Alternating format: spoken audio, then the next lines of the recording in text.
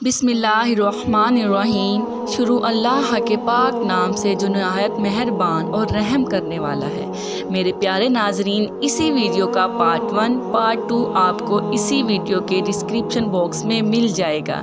ہم ویڈیو کے پارٹ 3 کا آغاز کرتے ہیں۔ اب جب امام حسین مکہ سے کوفہ کی طرف جا رہے تو راستے میں حر کی فوج نے ان کو گھیر لیا۔ حر نے آپ کی بہت تعظیم کی، آپ کو عزت دی اور کہا، حضرت ابن زیاد نے مجھ کو حکم دیا ہے کہ آپ کو گرفتار کروں، مگر آپ کی بے ادبی سے ڈرتا ہوں۔ آپ امام حسین نے فرمایا، تم لوگوں نے بہت سے خطوط بھیج کر مجھ کو بلوایا ہے۔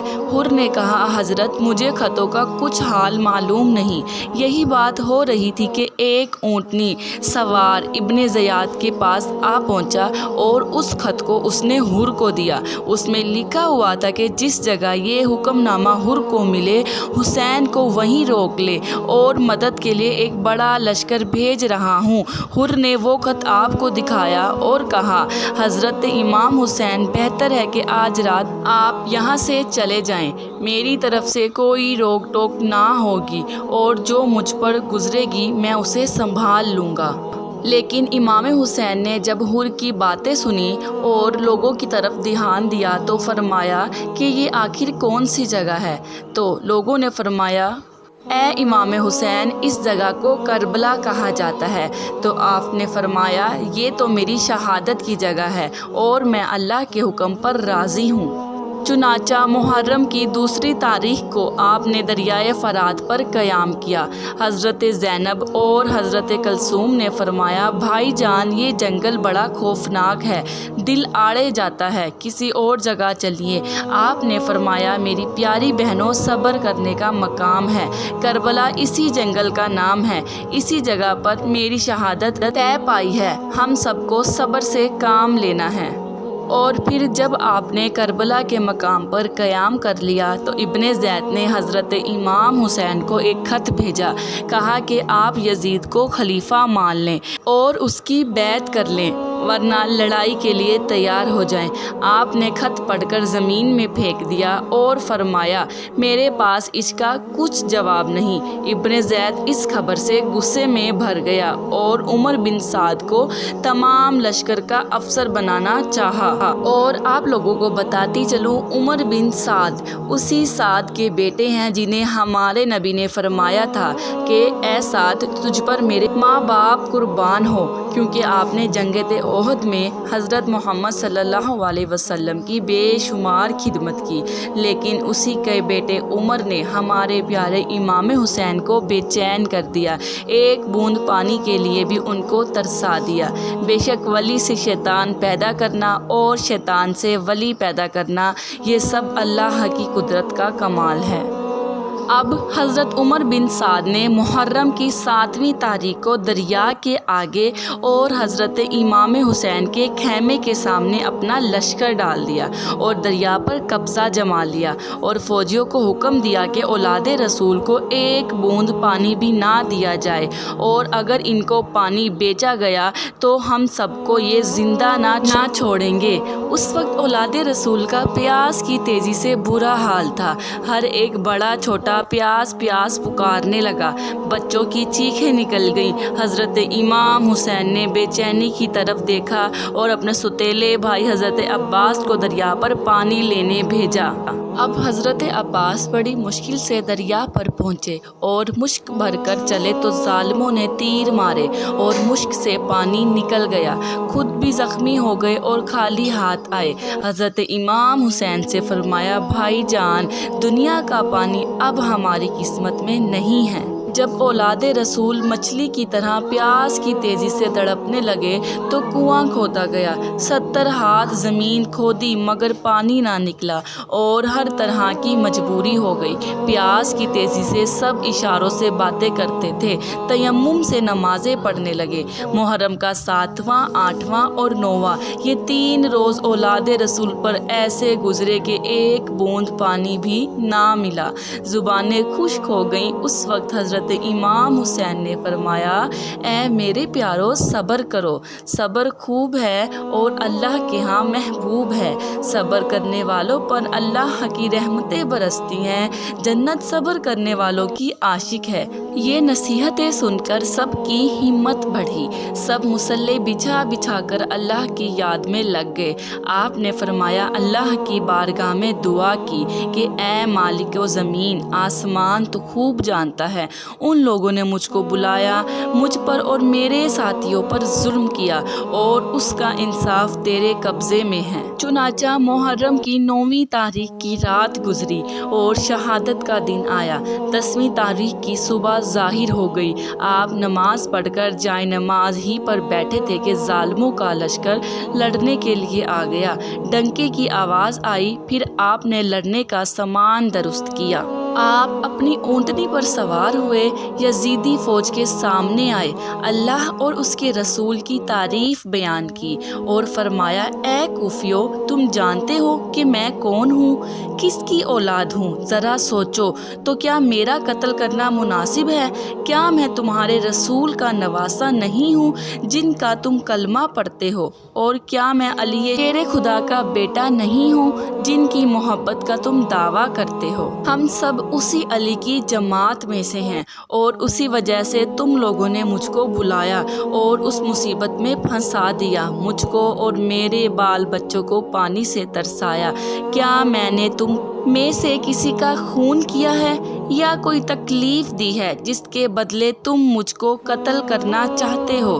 فوج کی فوج مجھ پر چڑھ آئے ہو، مگر افسوس وہ لوگ ایسے ظالم اور بے رحم تھے کہ کسی بات کا بھی لحاظ نہ کیا، نہ کوئی جواب دیا۔ پھر آپ نے فرمایا تمہاری کوئی حجت مجھ پر نہیں اور میری حجت تم پر ثابت ہو گئی۔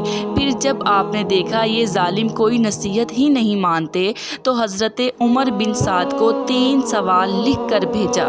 پہلا یہ کہ یا تو مجھے مکہ جانے دو، دوسرا اگر یہ پسند نہ ہو تو میں کسی اور ملک میں چلا جاتا ہوں، اور تیسرا یہ کہ مجھے یزید کے پاس بھیج دو، وہ جو چاہے کرے۔ یہ سوال سن کر ابن سعد نے جواب دیا کہ میں ابن زیاد سے پوچھتا ہوں، وہ جو کہے گا میں اس پر عمل کرنے کے لیے تیار ہوں۔ جب بات ابن زیاد تک پہنچی تو اس نے کہا خبردار، ان کو کوئی مہلت نہیں دی جائے گی، یا تو یہ یزید کی بیعت کرے ورنہ لڑائی کے لیے تیار رہیں۔ چنانچہ لڑائی شروع ہو گئی۔ لڑائی کرتے کرتے جب آپ کے 50 شہید ہو گئے اور اس کے علاوہ صرف بھائی بھتیجے رہ گئے تو آپ کا خیال تھا کہ اس وقت خدا کا قہر ان دشمنوں پر ضرور برسے گا، لیکن ایسا نہ ہوا۔ اور پھر دل میں سوچا اگر اس قہر سے میرا کوئی چاہنے والا یا خدا سے ڈرنے والا پھنس گیا اور میرے پاس تک نہ پہنچا تو اس خیال سے آپ نے ایک نعرہ اللہ اکبر کا بڑی زور سے مارا اور فرمایا کوئی ہے خدا سے ڈرنے والا کہ ہماری مدد کرے۔ جب آپ نے یہ نعرہ مارا تو خدا کی ہدایت سے حر بن زیاد جو سب سے پہلے فوج لے کر آیا تھا گھوڑا دوڑایا اور دشمن کی فوج سے نکل کر حر کا بیٹا اور بھائی اور غلام بھی آ گئے۔